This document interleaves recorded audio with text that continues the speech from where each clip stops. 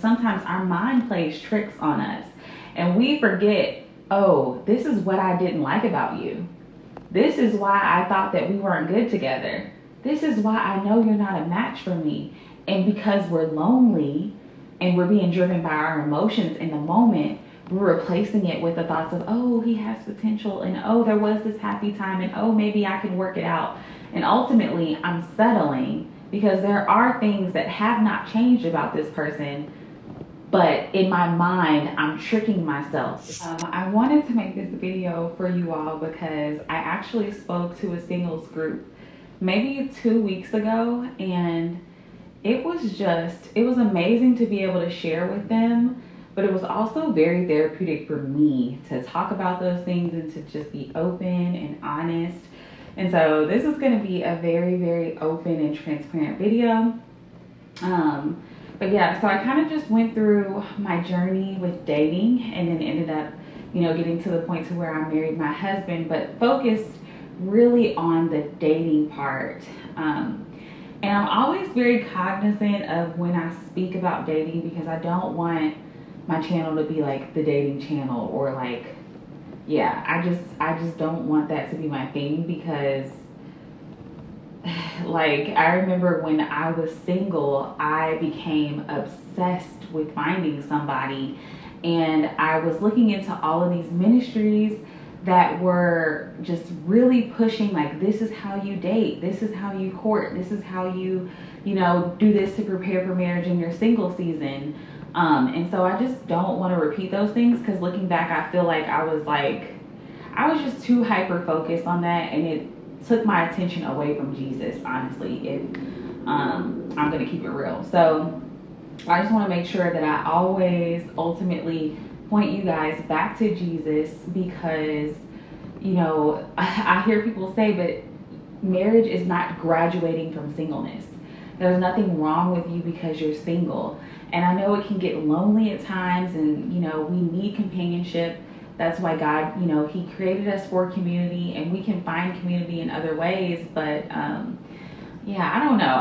I think sometimes you can just get sucked in deep, and that was me. I was like watching all the videos, listening to all the talks, tuning into all the sermons where relationships was a topic.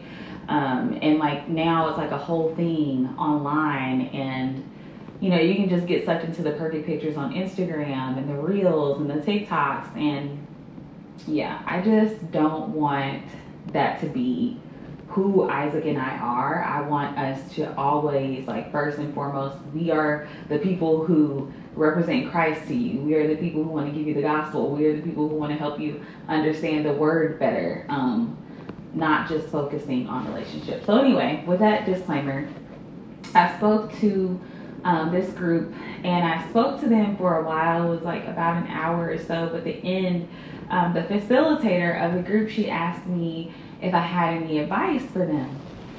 And so I brought my journal. I have like a million of these. This is just one. If y'all can see it. It says love, and like there's like a Bible verse on here.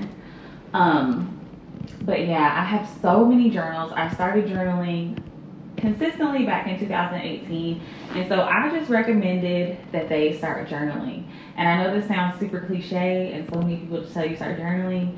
I'm gonna tell you why. And we're actually gonna go through some of my most vulnerable journal entries. So yeah, pretty much I told them to start journaling because when I would write intentionally. It wasn't like I planned to sit down and write every single day and I wrote every single prayer or there's every single detail of my life inside this journal. But I wrote the things that really, really marked me. And as it pertains to singleness, I knew that I needed to write when I was on fire about something. So for instance, if I was having a day where I was like, I know that I'm just focused on the Lord and it's solely about Him, I wrote that stuff down. Because there are honestly moments, people will tell you, be content, be content, be content. Yes, be content, but it's easier said than done. There were moments when I felt weak, and there were moments when I felt lonely. I remember there was one time I was on a travel nurse assignment, and I was in Washington, D.C., and it was in the middle of the pandemic, and I lived in like a basement apartment. So I didn't get a lot of sunlight. I was working all the time. I didn't have a lot of interaction with people. And I was so lonely in that season. And I remember before I had moved there, like I was kind of content. And then I got there and it was like, it just all hit me at once. And I just remember like having a conversation with God and like telling him, I cannot do this. Like I just can't do this.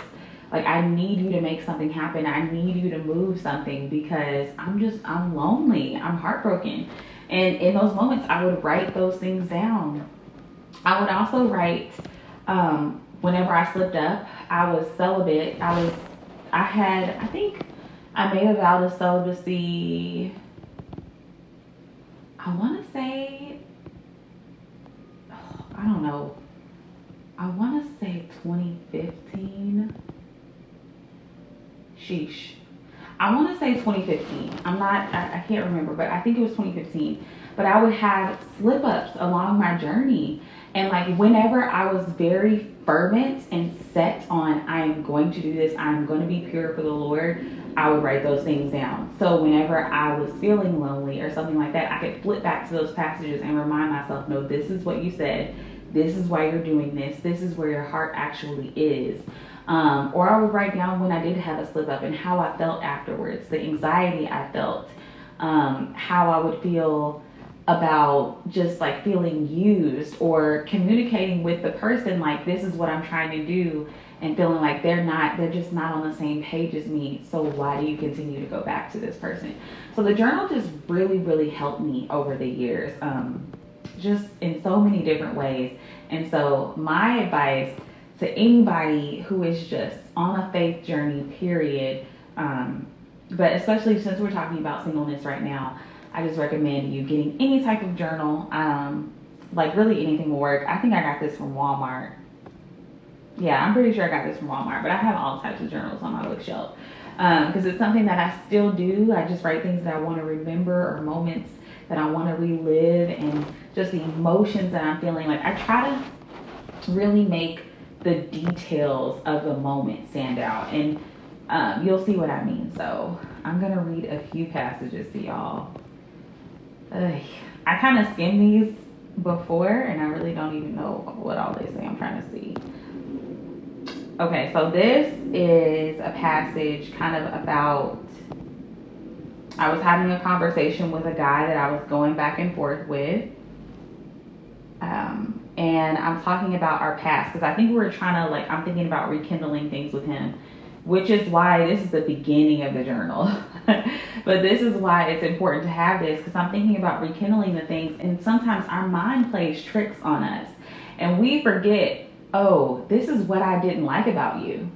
This is why I thought that we weren't good together. This is why I know you're not a match for me.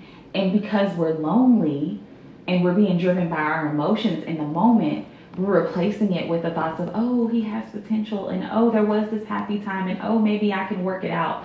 And ultimately, I'm settling because there are things that have not changed about this person, but in my mind, I'm tricking myself in the moment. And so that's kind of the backstory. But I wrote, but then he asked me if I think I had met up with him. I can't remember this occasion, and I don't want to read all this. But yeah, I met up with him. We had talked. Okay, so that's where we are. I'm sorry, this was so long ago, y'all. But then he asked me if I had any regrets about us. The only thing I could think of was doing the do. I should have waited. I shouldn't have compromised everything I believed in for a quick thrill. And then he goes on to say his regret to me. But it was important for me to write that down so that I could look back and say, I should have waited with this person. I shouldn't have compromised myself. I knew what I was standing on. I knew what I believed in. I had even communicated that with them. And I compromised. Here's another one that I had marked. I wrote, I talked to God. My head was in a better place. It has a way of getting clouded when he's around. Tonight, I just asked straight out, what are we doing? Where are we going? What does he expect since he doesn't want to be exclusive? His answer, I don't know. He said he considers that he wants to relocate, I want to travel, and is putting everything into God's hands. This is insane. A huge cop out. I would skip traveling to relocate with him in a heartbeat if I knew he was who God wanted for me. Tonight I realized I have to stop. So there were moments that I would have with this particular person. I remember where I would just kind of make excuses in my head, but he was plainly telling me, I don't know where we're going. I don't know what we're doing. I'm leaving this up to God. Like all these like super vague answers, which is honestly what really made my husband stand out when I met him, because he wasn't vague at all. He was very, very clear, very, very intentional. This is what we're doing. This is where we're going. This is my plans that I see for us. And you are a wife, and I'm just waiting to marry you, but you are a wife. So yeah, all this vague stuff, I had to write this stuff down, because for some reason, when I'd be in the heat of the moment, or when I would have these emotional moments where I was being driven by loneliness and things like that, and I was thinking, oh, well, maybe it wasn't that bad a few months ago. Maybe it's worse in my head than what I thought it was. You know, all these maybes, all these shoulda, coulda, wouldas. Maybe I could possibly make this work in the future. He mentions God, and so, I mean, he doesn't really know his word or go to church like that. I don't really see him live it out in his daily life, but he knows who God and Jesus Christ are. It's like, no. Like, I had to write these things down so that I could read them back when I was clear-headed and think, oh, girl. Or when I was foggy-minded. I probably wrote these when I was clear-headed, and when I was foggy-minded, it helped me rereading them. Like, girl, no, this man does not deserve the time of day. This is one of my prayers. Oh, my goodness. This is good. My prayer, this is in 2018, the end of 2018. It says, tonight I ask God to help me, to keep me together, because I realize I can't do it on my own. I keep making mistakes, and I'm so desperate to live differently. Unconcerned with men, unconcerned with a stage or a platform, unconcerned with an audience, but desperate for God's love. I forgive myself for mistakes I just repented for, because I know he loves me and he's forgiven me. I have to do better. He deserves my best effort. I won't go places that tempt me. I won't bend my standards for anyone. I will do it like God is watching. I will keep in mind the right reasons. I rebuke jealousy and a need for attention from anyone but God. I will be whole. I rebuke broken Courtney. Oh my goodness.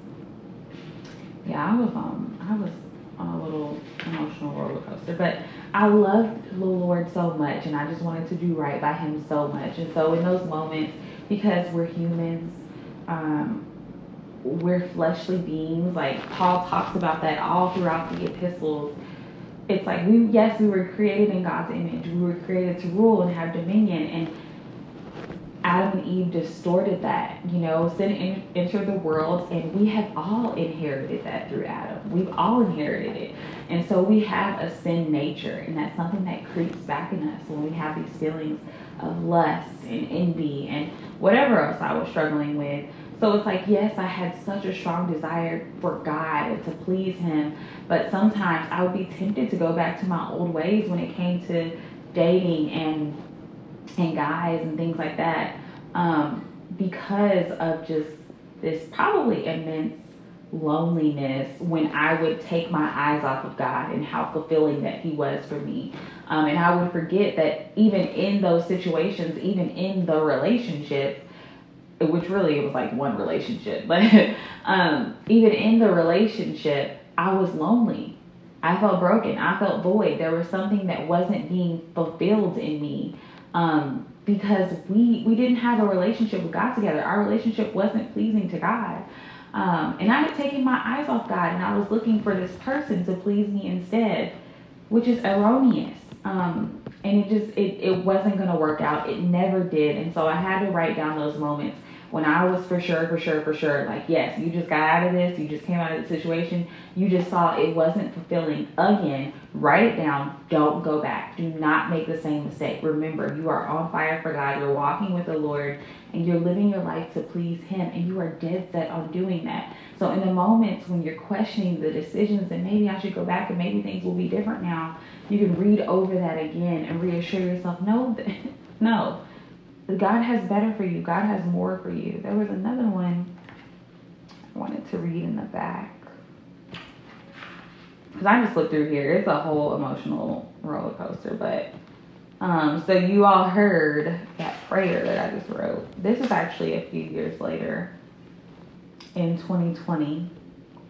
But I wrote down the names of people that I had been talking to. And this was really like on the phone, really, because it was 2020.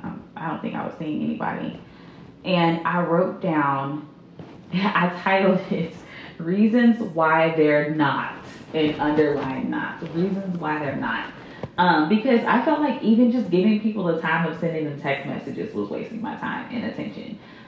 Because I was trying to just develop this stronger relationship with the Lord. And my focus was on people who didn't care about that, and who just weren't right for me. And so I wrote down their names, and I wrote down specific reasons as to why they were not for me, and why like our relationship would not align with God and what He had for me. And so I wrote those things down, and this is actually toward like the very end, but just to remind myself, don't even give these people the time of day. Like, they're not for you. You have wasted your time on this in the past before, right? And so don't go back to wasting your time again. So yeah, it's crazy to walk down memory lane. Like, it makes me so grateful for where I am now, and I'm glad that I kept these because it just makes me look at my life today and just thank God. Because there were so many times, in all honesty, where I was so I would get caught up in my mind and loneliness, and it would be like short periods. Like, it's crazy. Like, it would be like this emotional roller coaster where I was okay with God. It was just me and God, and I was okay. And then like a bump in the road would happen, and I'm like, oh God, like, I don't know, just send me someone. And maybe this guy wasn't so bad. I don't even remember why I cut him off. Then I have the whole list of things of why I cut him off. And then I'd be content with God again. And I was never fully satisfied when I looked outside of Him. And I just feel like I needed a reminder of that. But looking back at it, I'm just so thankful that God saved me from those situations, because there were times where I felt like I didn't necessarily need saving. And I look at my life today and I'm like, wow, I could not imagine if it wasn't what it is right now. Like, I couldn't imagine not having had married my husband. Like, I mean, oh my gosh, I can't imagine it. He's great. He's the most amazing man that I've ever met in my life, literally. And so, yeah, and even if I hadn't have met him, I think that I would just be so much more happier and joy filled without the people that were in here. And so I just highly recommend having something like this. And even if it's not, I mean, I wrote tons of other things. I wrote about starting a blog, which I started. I wrote about starting a YouTube channel, which I started. And so it's awesome to look back at all this. I'm like, oh my gosh.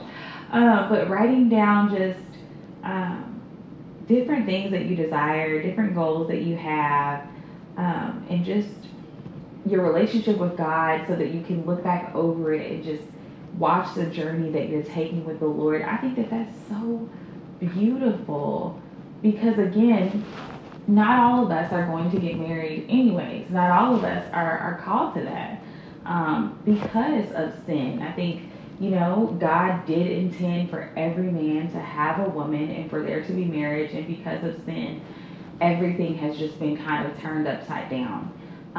But we still have Him, so we still have hope always. And so even in the murky times when I felt hopeless, it's just so reassuring to turn a page or two and see that hope came again. And so, yeah, I highly recommend journaling because these are like little treasures that I have now. So I hope this helped you all in some type of way. I hope that it inspired you. I would love to hear about your own stories with journaling, if that's something that you do or something that you want to start. I would love to see your stories below. Thank you guys so much for watching. See y'all next time. Bye.